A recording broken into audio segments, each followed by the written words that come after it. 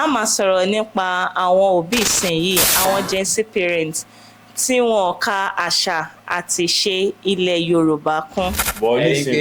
ẹ̀rí pé yàtọ̀ yẹn ti wà tó bá yẹn káyé ìgbà yẹn kò sí ọmọ náà kò sí wéé fẹ́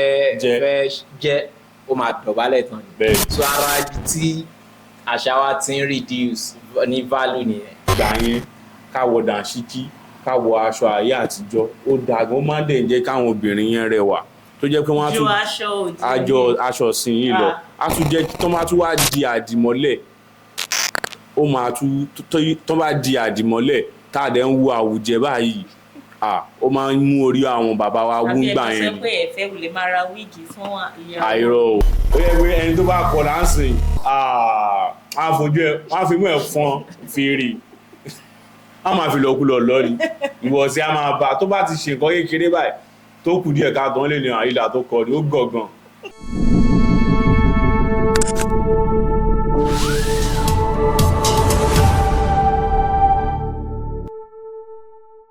ẹ káàbọ̀ sórí ìkànnì tí à ń pè ní ṣàlàyé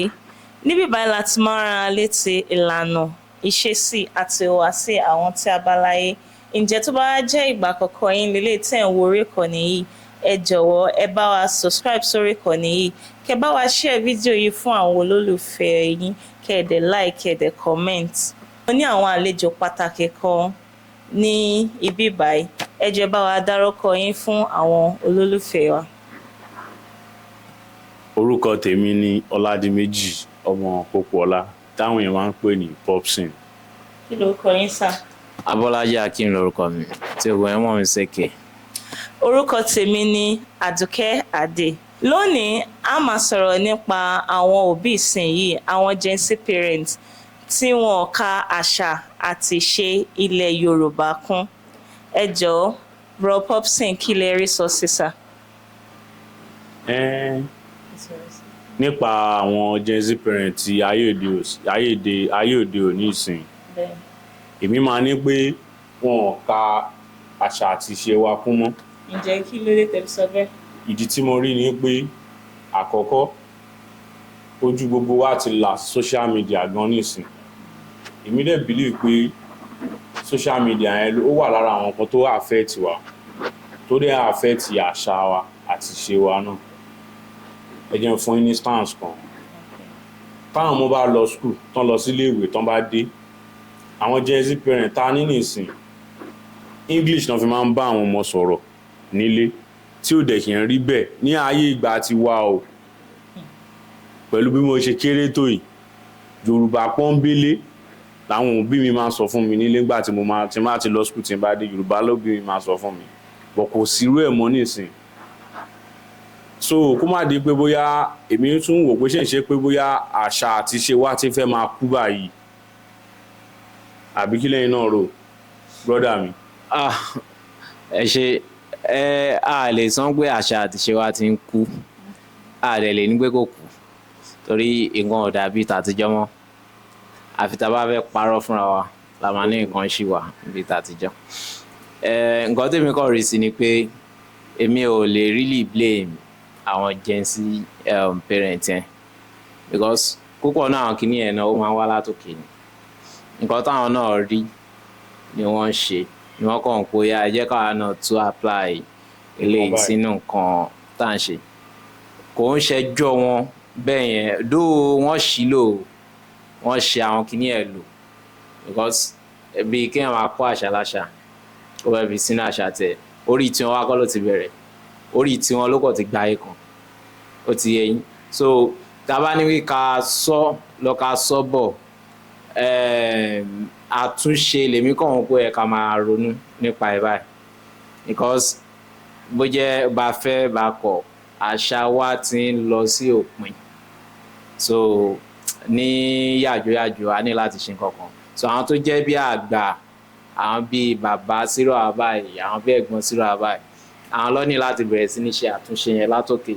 tó fi máa dé sàlẹ̀ tí nǹkan ò fi ní bàjẹ́ tán nǹkan tí mo ní opinion tèmi nìyẹn. torí mo tún fẹ́ ṣe àfikún ọ̀rọ̀ tẹ́ ń sọ ní ìsìn táwọn ọmọ bá fẹ́ kí òbí ní ìsìn á ní good morning my mommy good morning my daddy wọn ò tún ní dọ̀bálẹ̀ ìdọ̀bálẹ̀ dẹ̀ wà nínú àṣà wa ibẹ̀ náà ti máa ń sọ ọmọ gidi bẹ̀lú wa ti mọ̀ pé ọmọ gidi lọmọ ọmọ tán bí ilé rẹ̀ tán kọ́ ni torí tó bá rí àgbàlagbà wọ́n ṣe tọ́ èmi tí n bá rí àgbàlagbà mo máa dọ̀bálẹ̀ tán lọ́wọ́ mi méjèèjì máa kanlẹ̀ ẹ káàárọ̀ dádì mi ẹ káàárọ̀ mọ́mì mi ṣùgbọ́n nísìnyí kò sí irú nǹkan báyẹn mọ́. Òótọ́ ni láyé àtijọ́ nìyẹn kó má dàbí ẹni pé mò ń takò yín ṣé nǹkan tẹ̀sán ẹ sì máa ń ṣe ń sìn ẹ má parọ́ mo sì máa ń ṣe ẹ máa dọ̀bálẹ̀ tán tí abẹ́kọ̀ mo máa jẹ́ kó máa dọ̀bálẹ̀ ọwọ́ mi wá àyà mi lè má kanlẹ̀. ká dọ̀bálẹ̀ tán ìyàtọ̀ wà ní pé ká kọ tẹríba. mo máa tẹríba ni bọ́ nísìnyí kò. ẹ̀rí pé yàtọ̀ yẹn ti wà tó bá yẹn káyé gbà yẹn kò sí ọmọ náà kò sí wéé fẹ́ jẹ́ ó máa dọ̀bálẹ̀ tán ni. bẹ́ẹ̀ni. so ara ibi tí àṣà wa ti ń reduce ní value nìyẹn díẹ̀díẹ̀ so ara nǹkan tá à ń sọ yìí náà bóyá ẹ̀yin ò ń ṣe Gen Z náà torí bí ẹ̀gbọ́n mi lẹ jẹ́ so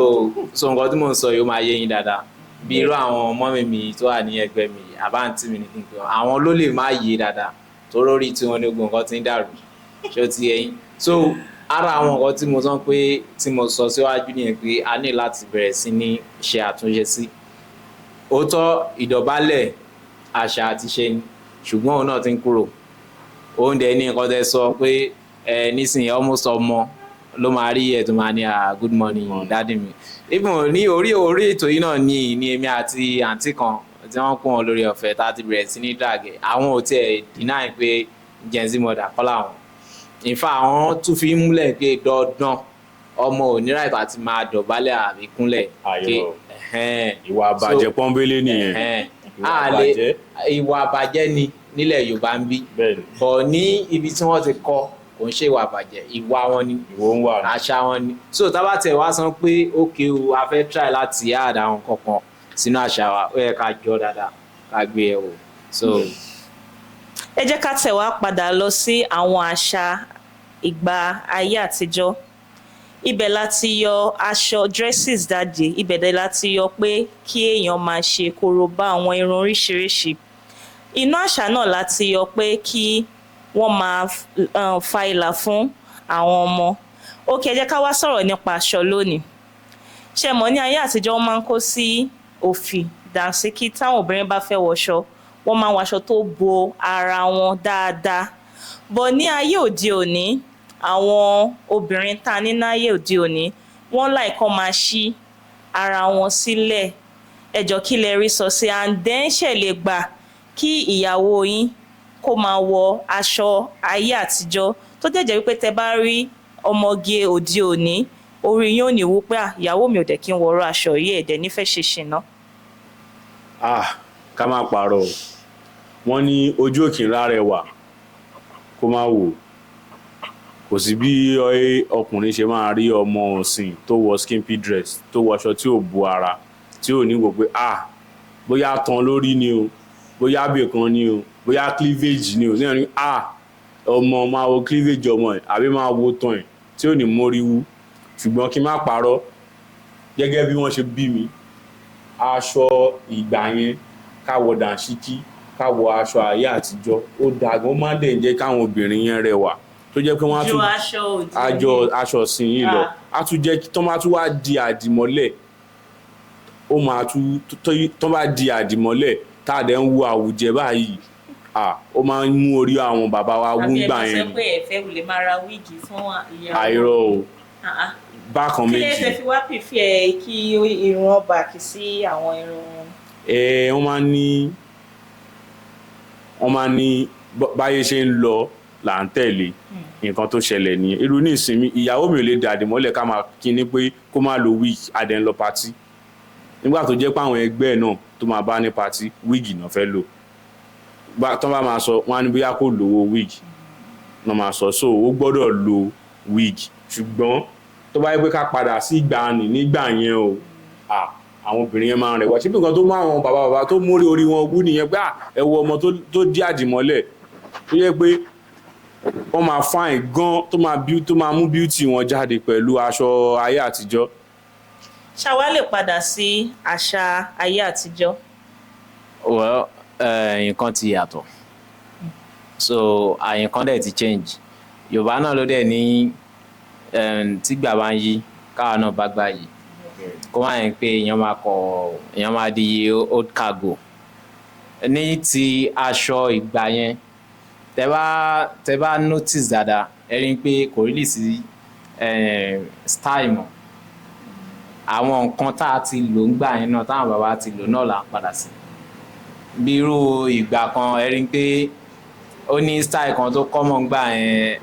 bóyá gàtí ìgbà tí rò àbá yẹn grow up ó ní style ṣòkòtò kan tí wọ́n máa ń pè ní boot cut. Ó gba ìgbà yẹn ìgbà tó yá ó lọ àwọn kan míì tún wá nísìnyí wọ́n tún ti ń wọ̀ padà. Báàgì ti lò gbà nígbà kan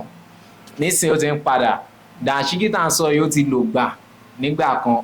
ó tún ti padà wọ́n kọ̀ add new style sínú ẹ̀ ni ṣó ti yẹ yín. So kò really sí pé fashion ò ń ṣe nǹkan tó máa lọ pátápátá ó lè lọ fúngbà díẹ̀ àwọn èèyàn àtúmọ̀wọ́ ẹ̀ máa ṣe tí wọ́n máa dẹ́ nípa ti bóyá kí àwọn ìyàwó wa máa dress ní modern style èmi ò fi tààtà gbà. pé kọ́ máa dress ní ayé àtijọ́ gan máa ń dress. Nǹkan tí mo kàn lè sọ ni pé kọ́ máa ṣe ara sílẹ̀ torí most of our parents wọn gbà yẹn tó bá dress wọ́n máa cover ara wọn ò ní dressing tí a lè pè ní ọmọlúwàbí tó ti yẹn. So tó bá ń gé skimpy ní anybody fẹ́ wọ̀ ń sìn tó bá ń gé ṣòkòtò ní kó ṣáà ṣe níṣe ọmọlúwàbí nǹkan tẹ́mi lè sọ̀rọ̀ lé lónìí ẹ̀. Tá a bá ń sọ̀rọ̀ nípa arun gbogbo wa náà la mọ̀ obìnrin ní gbogbo ara mọ̀ pé kò sí nǹkan tó dáa tó originality láyé yìí. So kò sí bóyá ó máa yẹ kan lèyàn fẹ́ lò bóyá braid ni bóyá kí ló máa ń pè kí Ghana weaving kankan kò sí ẹ lè fi wé àdìmọ́lẹ̀ ẹ lè fi wé kọjú sọ. Ó tiẹ̀ ní báwọn kan ṣe máa ń ṣe style yẹn tó yẹ kí tó bá ṣe fún yín in fact ẹ lè má fẹ́ ṣe gbogbo àwọn style yẹn mọ́. So tó bá jẹ́ kéèyàn lóhun obìnrin láti ṣe tó dẹ̀ jẹ́ pé tó bá ṣe ó máa tẹ́ ọkọ ẹ̀ lọ́rùn so be it kó lọ fún un. Ẹ ṣé gidi gan. Ẹ jẹ́ ká tún wá padà lọ sí àwọn àṣà ayé àtijọ́ yẹn mo tún fẹ́ mú pọ́ìntì kan jáde ń bẹ̀. Ẹ jẹ́ ká lọ sí ibi ìlà kíkọ. Àwọn bàbá wa wọ́n gbàgbọ́ pé tí àwọn bá kọlà fún àwọn ọmọ wọn ní ìgbà yẹn ó máa ń jẹ́ kí kan tún rẹwà sí lóbìnrin ó máa ń jẹ́ ká. So mo wá fẹ́ béèrè question yẹn lọ́wọ́ yín pé ǹjẹ́ ṣé lè gbà kí wọ́n kọlà fún ọmọ yín. Ẹ jẹ́ kí n correct ní bẹ́ẹ̀ ìlà kíkọ kò ń yẹ fún ẹwà o. Ìlà kíkọ ó ní ìtumọ̀ rẹ̀ ni wọ́n fi máa ìdílé oríṣiríṣi ló ní ìtumọ̀ ìlà yẹn. So kò ń yẹ pé nígbà yẹn pé wọ́n kọlà láti fi ṣoge ó jiná tán ló doge. Mi ò mọ bọ́ máa ń sọ Yorùbá yẹn ìlà nǹkan tí wọ́n ṣe fún pé láti fi lè mọ̀ pé ọmọ ilé lágbájá lélẹ̀ ọmọ ìlú lágbájá ni. So ìlà kíkọ náà dẹ̀ wà fún ìlú irú ìlú Ìbàdàn sìn ó ní irú ìlà tó máa ń kọ. Ọmọ ìlú wo ni yín? Ọmọ Ọ̀ṣun state ni mí Òṣogbo. Ọ̀ṣun náà ní ìlà tiwọn náà. Irú Abẹ́òkúta náà ó nílà wọn. Bẹ́ẹ̀ni. So ìlà kíkọ màá sọ pé àṣà àgbà yẹn ni ṣùgbọ́n kò wá lè wá ṣe mọ́ nísìn tó dáwọn kan máa ní òmùgọ̀ àwọn tó bá kọlà òmùgọ̀ ni wọ́n ń gbọ́n múgùn ni wọ́n ní tó bá ti kọlà báyọ̀ ti kọlà nìyẹn ó mú náà sẹ́yìn. Ó yẹ pé ẹni tó bá kọlà ń sìn wọ́n fi mú ẹ̀ fọn fèrè wọ́n máa fi lọ́kùlọ̀ lọ́rí ìwọ̀ sí a máa bá tó bá ti ṣe nǹkan kékeré báyìí tó kù díẹ̀ ká tán lè ní àìlà tó kọ ní ó gọ̀gàn ó gọ̀ so ní ìsìn àwọn èèyàn lè gbà kéèyàn kọlà. Ṣẹ́rí ní tìlà yẹn nígbà yẹn dó àwọn bàbá wọn ṣe nǹkan láì nídìí bọ́ ṣe mọ̀ sí ni wọ́n ṣe ń gbà yẹn bọ́ nísìnyí ẹ̀ mọ̀ nǹkan ti yàtọ̀ ojú ti là èmi lè fi wé bíi brutality because gbígbà tó yẹn kọ́ fi ṣèkà fún yàn ni tó bá ṣe ń kọlà fún yàn sí ìka ni so ẹ máa rí ká àwọn tí wọ́n ṣì nílà yẹn gan sí tó jẹ́ ọ̀dọ́ àlèkùn ọlọ́dọ̀ jù bẹ́ẹ̀ wọn dàgbà jù wọn kéré jù but tí wọ́n ṣàkọlà yẹn bẹ́ẹ̀ rí pé akọ ni wọ́n fi ń gbé sìn wọn ò ní choice ni tó bá yẹ kí wọ́n ní choice láti parẹ́ wọ́n á parẹ́ tó túmọ̀ sí pé ọgbẹ́ ọkàn ló máa jẹ́ fún wọn so ẹ wá wo ẹni tó wá lọ́gbẹ́ ọkàn báwo nínú ẹ̀ ṣe fẹ́ dùn so ìlà èmi ò fi tọwọ́tọwọ́ sí. Bọ̀ nígbà yẹn náà ṣe mọ̀ pé àwọn ọmọ kan wà tó jẹ́ pé tán bá ṣe bí wọn báyìí wọ́n máa ń padà tàbí kí ó jẹ́ pé ọmọ yẹn ń dákú ó ń dájí ó ń dákú ó ń dájí àwọn bàbá wa ń gbà yẹn máa ń já ìlà kan fún wọn máa ń pè ní má lọ mọ́. Òótọ́ ni ìfá àwọn míì máa ń pè ń pele ìyẹn ó ní ìtumọ̀ èyí tẹ́lẹ̀ ń sọ yẹn dẹ̀ nìyí púpọ̀ náà máa ń parẹ́ láwọn là àwọn èèyàn ń ṣe là pélé ni wọ́n kàn máa já bí dot bí wọ́n wà ní so ìyẹn máa ń parẹ́ ìyẹn ń ṣe àṣà ọ̀kadà a lè tún pè láṣà torí wọ́n ń ṣe láti lè fi save nǹkan kan láì fọmọ yẹn ni ẹ wá lè compare sí ìlà tẹ́ pé wọ́n ṣe ń pé a fẹ́ fi dáyàn mọ́ nílò tọ́ ṣùgbọ́n ní ìgbẹ̀yìngbẹ̀yìn ìkà ló jẹ́ fún irú ọmọ bẹ́ẹ̀. ẹ ṣé gidi gan ibi tí màá ti wá mẹ́nu dúró ni ẹ jẹ́ ká padà lọ síbi ìlà yẹn bíi pé kéèyàn máa ya tàtú sára ní ayé àtijọ́ àwọn òbí wa tó bá fẹ́ kọ orúkọ wọn àwọn míì máa ń kọ orúkọ sí ara mi mọ̀ bóyá tàtú ló fi kọ ni àbí mi mọ̀ kó tó fi máa ń kọ kinní yẹn sí ara wọ́n lè fi kọ date of birth sí ara èèyàn nígbà yẹn bọ́ kí ló dé táwa ò ṣe wá máa ṣe títí dìsìn yìí kí ló tí wọ́n ṣe mú àṣà yẹn títí dìsìn pé kí wọ́n máa kọ kinní yẹn tó fi wá di tàtú lè mímọ̀ sí ní ayé òde òní bọ́ nígbà yẹn wọ́n sọ pé kì í ṣe tàtú ẹjọ́ kí wá ní ìyàtọ̀ nínú ìyẹn sí ìtò wà nílẹ̀ yìí. olóòtú tàtú la máa pè é. ṣé ní ti ayé àtijọ́ yẹn. láyé àtijọ́ yẹn tàtú la máa pè é bí wọ́n ṣe ń kọ́ làwọn èèyàn fi ń wò pé local tattoo torí tọ́mátì báwọn máa ṣe náà ṣe máa ń ṣe náà máa ní nǹkan tó bí wọ́n ṣe máa ń lo làálì tó fi máa ń ya ọwọ́ yẹn bẹ́ẹ̀ náà làwọn náà ṣe máa ń ṣe bá wọn máa ń kọ́ wọ́n máa ń fi ń kọlà sí ọwọ́ ara wọn ẹlòmíì lè kọ date of birth ẹ̀ sí ẹlòmíì lè kọ orúkọ ẹ̀ sí but local tattoo ni tá bá máa kú sọ́nà tattoo náà ni ṣùgbọ́n ayé òde òsìn wọ́n kàn modernize ẹ̀ tó jẹ́ kí wọ́n lo ẹ̀rọ ìgbàlódé wọ́n fi machine wọ́n fi ń kọ́ wọ́n dẹ̀ tún wá ń fi kọ́lọ̀ náà sí nígbà yẹn wọn kì í fi kọ́lọ̀ sí bóyá èédú ni o bóyá nǹkan kan bílúbílú báyìí náà máa ń gbọ̀n sí ló tẹ́ gbogbo ẹ̀ máa dúdú ni ṣùgbọ́n ní ìsìn ẹlòmíì lè lo green colour ẹlòmíì lè lo red ẹlòmíì lè lo wine so nǹkan tó kàn ṣẹlẹ̀ ni wọ́n modernize ẹ̀ ju tìgbà yẹn lọ ni.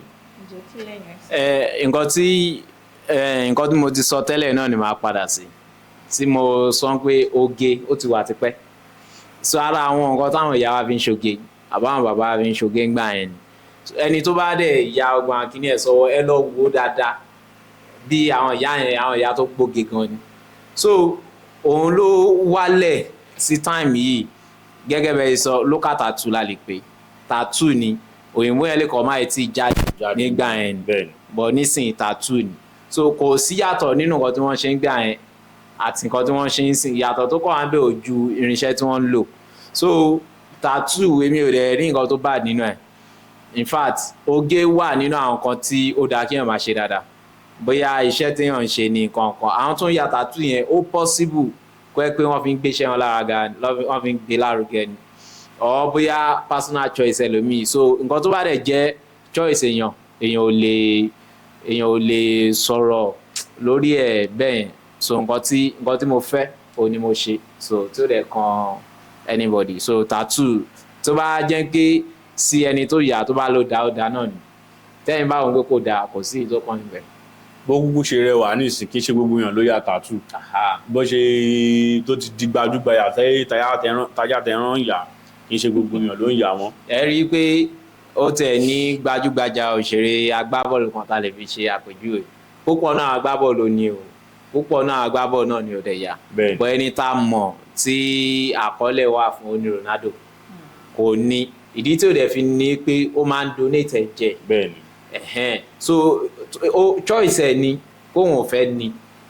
choice ẹ̀ ni pé torí pé mo ń donate ẹ̀jẹ̀ ẹ wá rí pé irú èmi sì mo lè copy ẹ̀ pé torí pé ó ṣe èmi náà fẹ́ ṣe ok èmi náà fẹ́ máa donate ẹ̀jẹ̀ tẹ́ bá dẹ̀ ti ya tattoo ẹ̀ nílé lọ́dún. So bẹ́ẹ̀ náà ló dẹ̀ rí fẹ́lòmíì bí abirú àwọn Messi tó yà tí ó gbára àwọn Benzema àbí ṣé Benzema ní ṣá àwọn ẹlòmíì ṣá tí wọ́n yà ẹlòmíì náà kọ́ lè rí wọn mo dẹ̀ láìkí ní mo dẹ̀ wọ́n kọ́ ṣe. Bẹ́ẹ̀ni. Báwo wá ni àṣà àti ṣe? Kí ni ó máa jẹ́ kí àṣà àti ṣe ṣì wà títí dìsìn? Báwo la ṣe lè pa àṣà àti ṣe mọ́ ní ayé òde òní? Ó simple nǹkan ta ní láti ṣe ni pé gbogbo ala mọ̀ pé àṣà àti ṣe wà dáa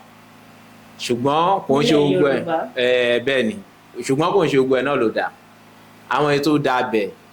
ẹ jẹ́ ká mú lò Bẹ́ẹ̀ni. ẹ jẹ́ ká padà lọ bá gbogbo àwọn bàbá yẹn kò ń ṣe ogun wọn ló ti kú tán so ká padà lọ bá wọn ká béèrè ọ̀rọ̀ lọ́wọ́ wọn báwo ló ń ṣe kí la lè ṣe so àwọn ètò bá dáa ń bẹ̀ La máa ká múlò. bẹ̀rẹ̀ sí ní múlò àwọn ètò ìdàbẹ̀ ká pàtì àwọn ètò àná dẹ̀ lè àdùn káàdẹ̀ mọ́ ó tún nǹkan tó ń pè ní packaging nìyẹn rebranding ó ti ẹyin so bẹ́ẹ̀ bẹ́ẹ̀ lọ. Kí wàá lẹ máa sọ fún àwọn òbí ayé òde òní pé kí ni nǹkan ṣe? Ìmọ̀ràn mi ò pọ̀ nǹkan tó kàn ní láti ṣe ojú pé kọ́ wo òbí yàn náà ọmọ ìgbà míì wà tó bí yàn tí wàá bá dà èèyàn máa ní láti wo àwòkọ́ṣe wọn kí làwọn nǹkan táwọn òbí wa ṣe tí wọn fi ṣubú kí ni àwòkọ́ṣe wo gan la lè máa wò ipasẹ̀ wọn wo la lè máa tọ̀ tí nǹkan ò fi ní yẹ̀ fáànù so tá a bá lè máa ṣe ogun yẹn mo believe gbogbo ala níbi tá a gbà jáde gbogbo ala nídìílé tá a já so gbogbo àwọn ìdílé wa òbí wa ó tó fún wa láti kọ́ ẹ̀kọ́ ládẹ̀ tí fi máa mú ká láti máa mú lò báyìí. Èmi tiẹ̀ rí pé àwọn ìyá yẹn àwọn bàbá yẹn la ní láti lọ bá láti gba ìmọ̀ràn dáadáa lẹ́yìn ọwọ́ wọn ká lè máa rí lò ní gbogbo ìgbà kò ní jẹ́ kí àṣà àti ìṣe wa parun. Ẹ jẹ́ ká wá sọ̀rọ̀ nípa èdè Yorùbá nísìn. Mo fẹ́ béèrè question kan lọ́wọ́ ẹ̀yin méjèèjì. Mo fẹ́ béèrè pé ṣó dáa kí àwọn ọmọ gbọ́ Yorùbá àwọn ọmọ Yorùbá ṣó dáa kí wọ́n gbọ́ Yorùbá àbí kí wọ́n tiẹ̀ máa gbọ́ rárá kó tí mo fẹ́ béèrè nìyẹn. Olóòtú ó dáa lọ́pọ̀lọpọ̀ kí ọmọ gbọ́ Yorùbá o ó dáa kó gbọ́ kó tún lè sọ nítorí àpẹẹrẹ wípé àwọn òbí méjèèjì tán bí wọ́n ń gbé àṣà àti ìṣe wa lárugẹ ni àti kí àṣà wa má bàa tún lè parun because kí ni essence nítorí pé kí láǹfààní bàbá Yorùbá ni ìyá Yorùbá ó wá bímọ mú wá lè sọ Yorùbá bí kán sọ sí níta kó má lè dáhùn ẹ wo nǹkan tó ń jà rìnrìn ní bí àbí ọ̀sẹ̀ bí mélòó kan sẹ́yìn nísìnyí tó ń ṣe títí di àríyàn pé ní Yorùbá OOTD ẹ wo nǹkan tó ń jà rìnrìn ní bí àbí ọ̀sẹ̀ mẹ́ta àbóṣù kan sẹ́yìn nísìnyí tọ́wọ́n táwọn ọmọ ń ṣe OOTD ní èdè Yorùbá ojú gbà mí tì gan nítorí pé báwo lọmọ ṣe máa wà tí ìyá àti bàbá jẹ́ Yorùbá tọ́mọ ò ní lè gbọ́ Yorùbá tàbí kán máa sọ kó gbọ́ kó má lè sọ nǹkan tí ò dáa ni nǹkan burúkú ni so ó dáa kó mọ́ gbọ́ Yorùbá kó dẹ̀ lè sọ ó dẹ̀ dáa kó gbọ́ English náà torí èdè Gẹ̀ẹ́sì general language ni torí tó bá dé ta á lè sọ tán bá sọ sí á lè dáhùn so ó dáa lọ́pọ̀lọpọ̀ kán gbọ́ méjèèjì kí wọ́n á ṣe pé kọ́ mọ́ má gbọ́ Yorùbá rárá tàbí kó má lè sọ nǹkan tẹ́mi máa sọ lórí ọ̀rọ̀ yẹn nìyẹn. Kí lẹ́yìn rí sọ sísá? báwo máa yẹ bímọ tọmọ mi ò ní lè sọ Yorùbá àti mọ́ máa lè sọmọ kọ ara àwọn nǹkan tá lè lò lélẹ̀ tí bá bímọ tọmọ mi wà lè sọ Yorùbá jágere definitely ọmọ àlè ni òótọ́ ni because mi ò wà against kọ́mọ má gbọ́ èdè mi o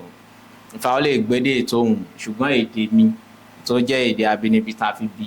dandan ni so tabadẹ̀ tí wọ́n á sọ̀rọ̀ nípa láti lè jẹ́ kí àṣà kó múlẹ̀ àwọn nǹkan tá a ní láti ṣe náà ni ọmọ gbọ́dọ̀ mọ̀ because tọ́mọ ò bá gbọ́ èdè kò ní mọ bọ́yìn ṣe kò ní mọ nǹkan tí wọ́n ń sọ nípa àṣà wọn nídìílé yẹn because wọ́n á máa yẹ́sẹ̀gbẹ́ ẹni bíi láàrin ká ní ẹgbẹ́ wa kan wà nígbà ìsìn tí ò gbọ́ Yorùbá ó ní báyìí wọ́n máa ṣe ó ní yẹ̀yẹ́ tàbí wọ́n máa ṣe ó láwọn orí kíkan tàbí wọ́n máa kì í ṣó ti yẹn so kò ní free pẹ̀lú wa ó ti yé mẹ́ẹ̀ so àǹfààní pọ̀ nínú kọ́ mọ́ gbọ́ èdè Yorùbá èdè ìyá àti bàbá ẹ̀ kó dẹ̀ gbédè mi so that a lè máa defend rẹ̀ tó bá dé. Orí ọ̀rọ̀ Yorùbá yẹn náà ni mo ṣe wà. Ẹ mọ̀ pé tí ọmọ bá sọ Yorùbá jù pàápàá jùlọ ní ayé ìsinyìí tí èèyàn bá sọ Yorùbá jù àwọn èèyàn máa sọ pé gẹ́ẹ̀ yìí ó tiẹ̀ wà lókà Yorùbá ló kàn ń sọ látàárọ̀ ṣé kò wà educated ni ṣé kò wà learned ni téèyàn bá sọ Yorùbá jù. Mo wá fẹ́ béèrè pé ṣé Yorùbá gan ti wá di local language gan nílẹ̀ Yorùbá ni tó wá di wípé téèyàn bá sọ Yorùbá jù ẹ máa sọ wípé ẹni yìí kò lọ school kò kàwé kò ṣe anything ẹni tó mo dẹ̀ mọ àwọn èèyàn tó yẹ pé wọ́n wà educated gidigidi gan tí wọ́n dẹ̀ láìkọ́ máa sọ Yorùbá ní gbogbo ìgbà. Mo wá fẹ́ béèrè pé kí ló dé tí àwa èèyàn fi wá sọ Yorùbá ṣó ti wá di local language ni. Kò di local language nǹkan kan tẹ́mi kàn máa sọ ní pé ọ̀làjú tó dé ló fa gbogbo eléyìí ọ̀làjú yìí náà ni because kò sí bí ọmọ ṣe máa wà tó jẹ́ pé ìyá àti bàbá ẹ̀ ọmọ Yorùbá ni tí ò ní lè gbọ́ Yorùbá. Àwọn kan á tún níyẹn tọ́mọ bá fi Yorùbá láhùn bí èébú bí èpè bí ìsọkúsọ lọ́mọ máa fi láhùn kò sí kí yẹn má ṣẹlẹ̀ torí nǹkan tí ó ń gbọ́ tó ń sọ ni so ọ̀làjú ló fa gbogbo kan máa ní Yorùbá language ti wá di local language. Wọ́n ṣe máa sọ wípé Ìgbò àwọn tó máa ń sọ Ìgbò wọ́n ṣe sọ pé wọ́n local àbí wọ́n ṣe sọ pé àwọn tó ń sọ Haúsá wọ́n ṣe sọ pé wọ́n local but Yorùbá yìí náà ni wọ́n máa ń sọ wípé ó local. Ó dẹ̀ wà lára nǹkan tó yẹ pé àwọn òbí ayé ìsìn yìí wọn kì í fẹ́ jẹ́ kọ́mọ wọn wulẹ̀ sọ Yorùbá mọ́ wọn kì í fẹ́ jẹ́ kọ́mọ wọn gbọ́ Yorùbá mọ́ because wọ́n believe pé tọ́mọ wọn bá sọ Yorùbá jù wọ́n máa yà sọ́tọ̀ láàrin àwọn ẹgbẹ́ ẹ̀ ni. Kí lẹ rí sọ sí i. ṣe rí bó ṣe wà ní Líkì ló wà ní Gbàǹjà àbí Gbàǹjo lọ́dẹ̀ ń pè ṣe rí ní Haúsá èdè Ìgbò èdè Yorùbá local language ni tá a bá ní ká fi òyìnbó sọ so ká wá padà sí àwọn tó ní èdè Yorùbá local language àwọn gan ló local bí màá ṣe put ẹ̀ ní because tẹ bá rí ẹni tó ti explore dáadáa tó yẹ ayé yé a mọ̀ pé nǹkan ìní èèyàn nǹkan abínibí èèyàn ò kí ń fọwọ́ tà dànù bí kí àwọn àfẹ́wọ́ sí ju èlé bàbá ẹ̀ ní ẹ ti mọ̀ kọ́ máa lè so ẹ lọ wo ṣé ẹ ti gbọ́ ibi tí bàbá ẹ̀ ti ń sọ Yorùbá rí Wọlé Ṣóyínká ẹ jọ̀ọ́ ẹ sọ fún mi ṣé abẹ́ni Wọlé Ṣóyínká ò gbóyìnbó débi tí èèyàn gbóyìnbó dé ni ṣùgbọ́n Wọlé Ṣóyínká máa ní èdè Yorùbá wá lókà. tí bàbá yìí fi ń sọ Wọlé Ṣóyínká àgbà ni àgbà onímọ̀ ni tá a bá ń sọ̀rọ̀ pé èdè Gẹ̀ẹ́sì ó mọ̀ débi tí èèyàn mọ̀ dé so kò dẹ̀ fi Yorùbá ṣeré ó túmọ̀ sí pé ẹni tó bá ti jáde dáadáa tó mọ ìyàtọ̀ àǹfààní tó wà nínú àwọn èdè yìí kò ní ever lanu kó pe Yorùbá ní Yorùbá local language but tabaníkè ká sọ ká fi èdè Gẹ̀ẹ́sì ká fi tú ìtumọ̀ èdè wa sí wa local language ni kò dẹ̀ ṣe Yorùbá nìkan èdè Ìgbò local language ni èdè Hausa local in fact gbogbo èdè ní tí ó wà ní Nàìjíríà local language ni èdè Gẹ̀ẹ́sì tó jẹ́ general language ó ní àwọn èèyàn lè pè ní bóyá international àbí but general language yẹn so àwọn tó bá sọ bẹ́ẹ̀ bí àwọn Gen Z náà ni kò àwọn náà lọ máa because púpọ̀ ní wọn akọlọ́ bí ń ṣe kò dé ẹ wá mọ nǹkan tó wá máa ẹjẹ́ ń bọ̀ sí bírè yìí púpọ̀ ní wọn tó wá gbóyìnbó yẹn bẹ́ẹ̀ ni so lákòótán Yorùbá ti kúrò ní èdè tí a kò lè máa pè ní local language because almost àwọn developed countries ni wọ́n ti ń kọ́ èdè wa náà so ẹ rí ká tó ṣẹ́jú pẹ́ńsìn Yorùbá máa di èdè tí wọ́n á máa sọ káàkiri àgbáyé mo gbàdúrà kó rí bẹ́ẹ̀. Àmín. Kò ní jù báyìí lọ lónìí ǹjẹ́ tó bá jẹ́ ìgbà àkọ́kọ́ yín lélẹ̀ tí ẹ̀ ń wo orí ìkànnì yìí lẹ́ẹ̀kan sí